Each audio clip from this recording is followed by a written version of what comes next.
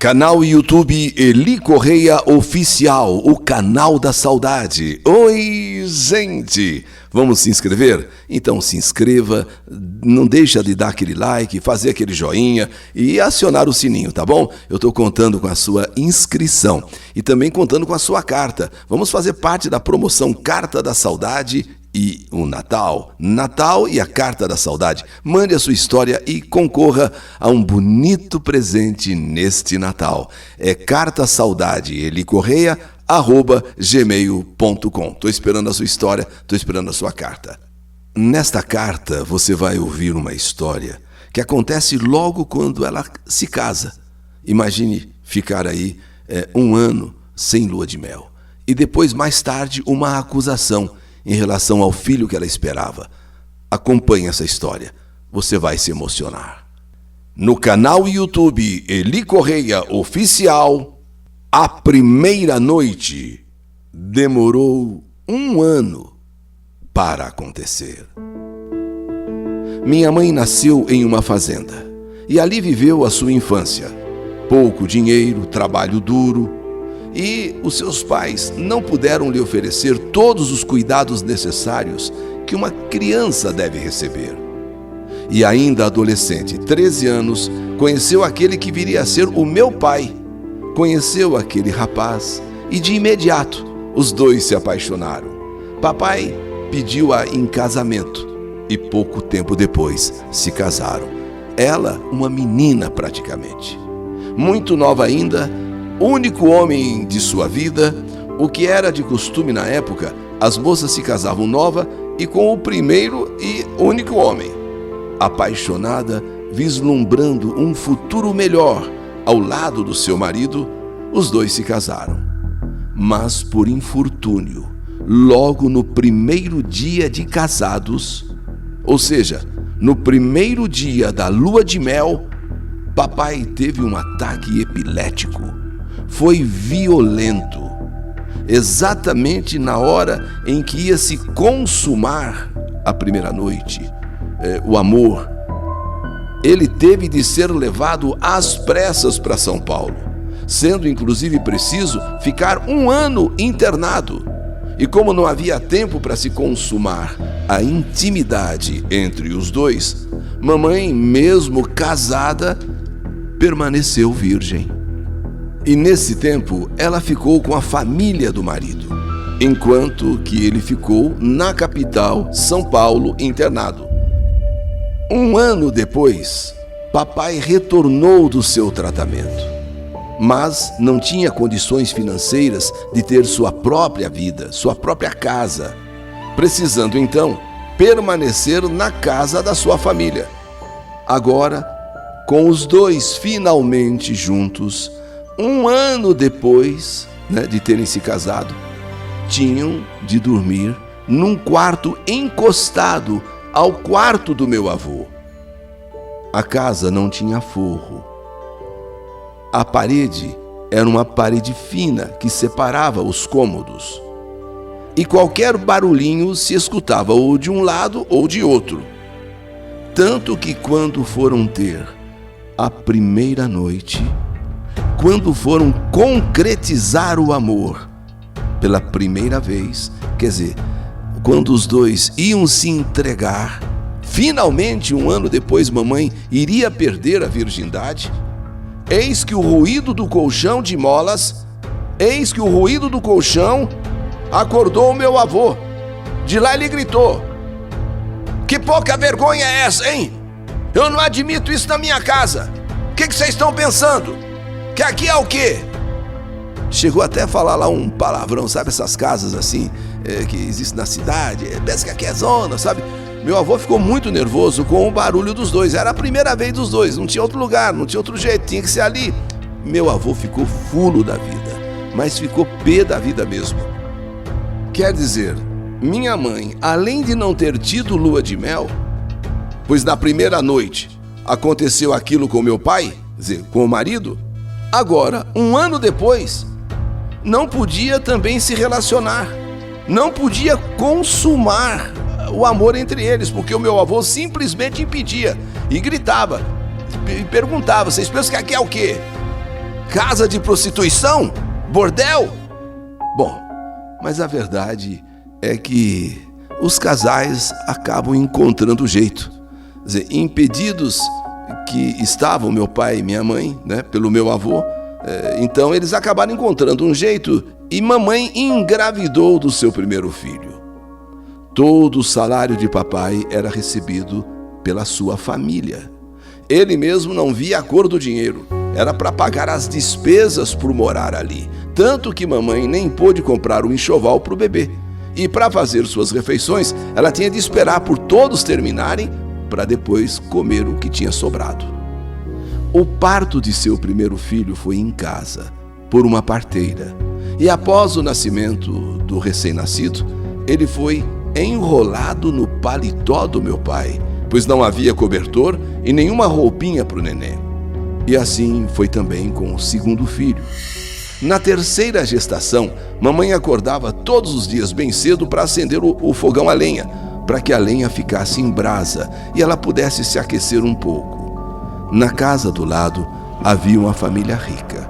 E o funcionário da casa, um homem de bom coração, tinha muita pena de mamãe e levava para ela as brasas já acesas. E foi o suficiente para a família de papai levantar suspeita de que mamãe se relacionava com aquele homem.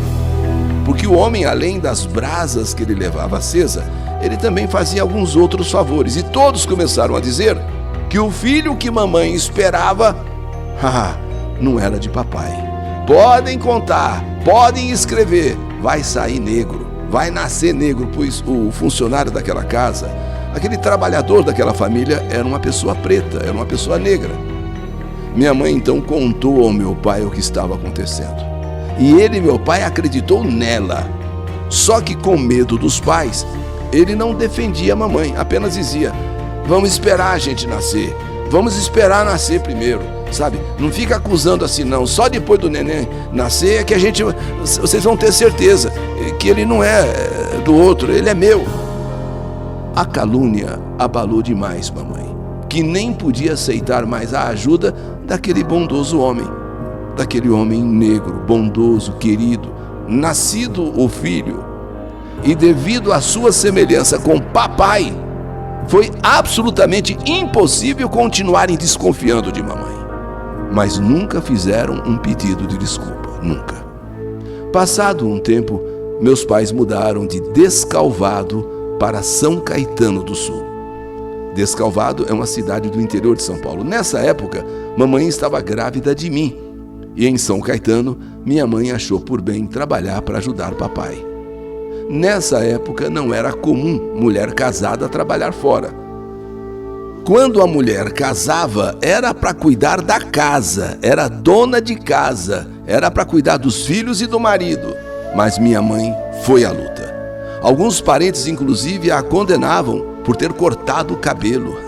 Esse cabelo cortado, trabalhando fora. Quando vinha algum parente, ela até cobria a cabeça com lenço, pois diziam que cabelo curto era coisa de mulher à toa.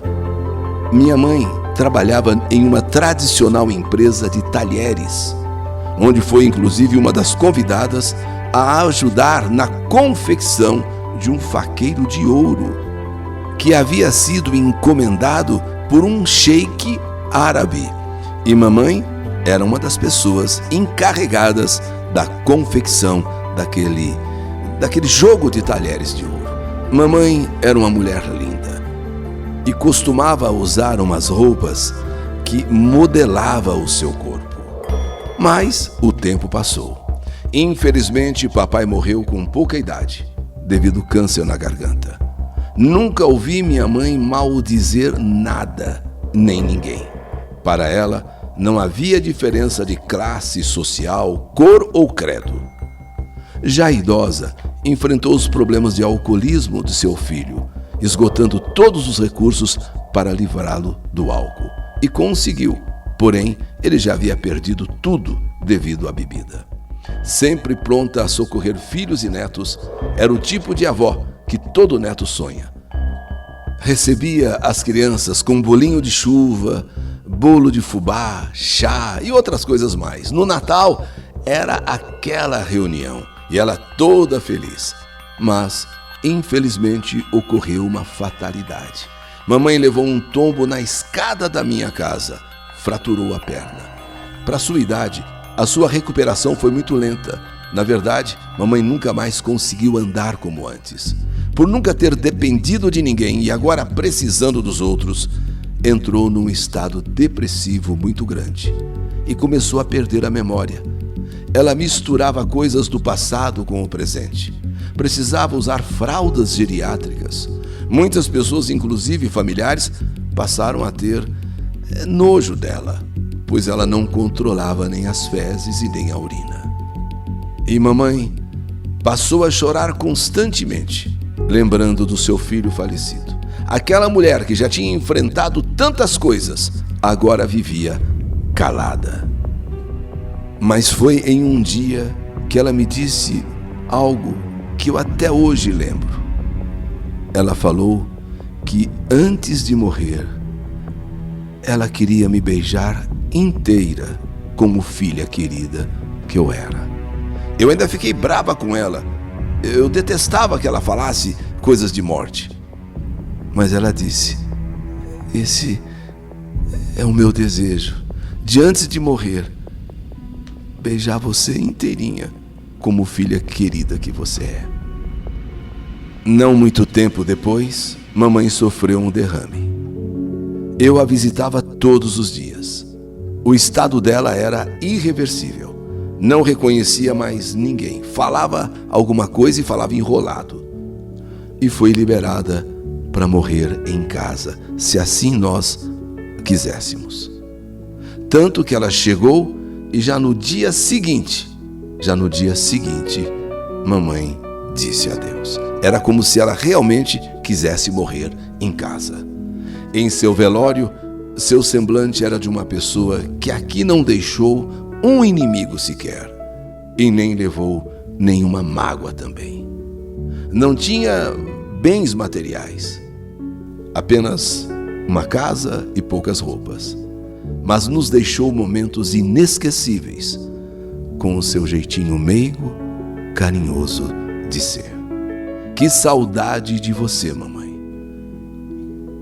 Ainda que eu vivesse 1000 anos ou tivesse 1000 vidas, tudo que eu fizesse por você seria pouco, mamãe, por tudo que você fez por mim e por nós.